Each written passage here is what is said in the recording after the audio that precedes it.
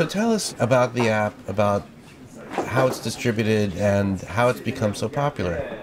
Well, the app it's a freeware. It's available on iPhones, on Android, on Symbian, on Bada, and a couple of other operating systems. It's also a browser-based version. You can use your webcam and a DV cam.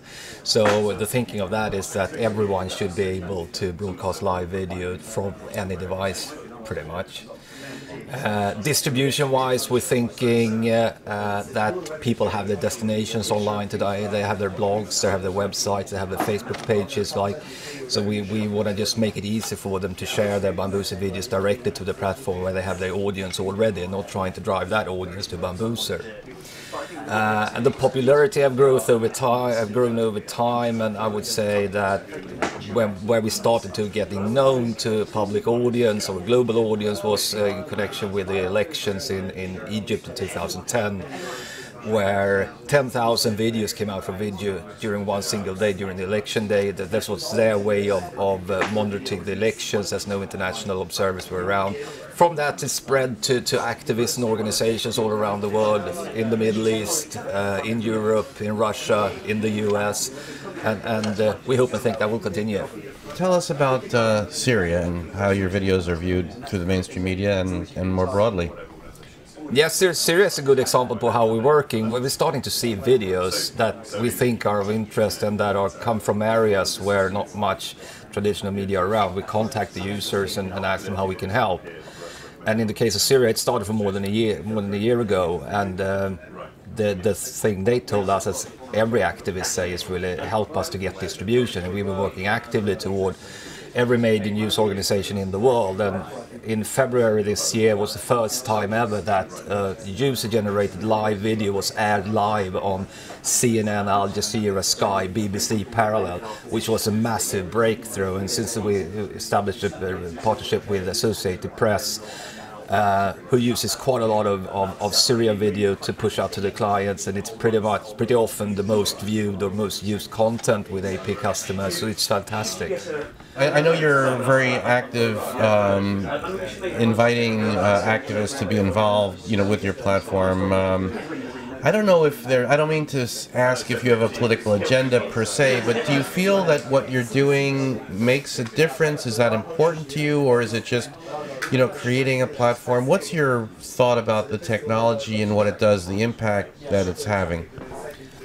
Well, there is no political agenda whatsoever, not personal or not from a company perspective either. One of the visions with Bambuser when starting it was that we wanted to see Bambuser being used as a tool for democratization and free speech.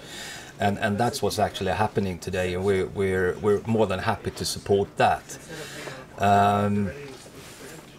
In terms of how we work with activists and how we deal with them, is that we want to support them, we want to be on their side, and we are on their side. They know we're on their side, and I think we've built up a credibility as a brand and as individuals towards activists, knowing that they can always contact us. We're trying to help them as much as we can, and we managed to distribute quite a lot. And just this Monday, this week, we again saw live video being aired on all the major TV channels in the world, as it was live coming in from homes, which is fantastic. I think that's a trend that's going to grow. The broadcaster perspective is shifting. It's no longer the TV media that's going to be the broadcast. It's going to be the man in the street or the woman. And I think the big thing for media to solve here is how to create relationships with that individual in the street and ensure that that specific media company gets that specific content. One interesting thing we talked about is the importance of the contributor to be identified and credited. Some may want to be anonymous, but mostly they want to be identified. Tell us about the need to identify them and what the value is to them.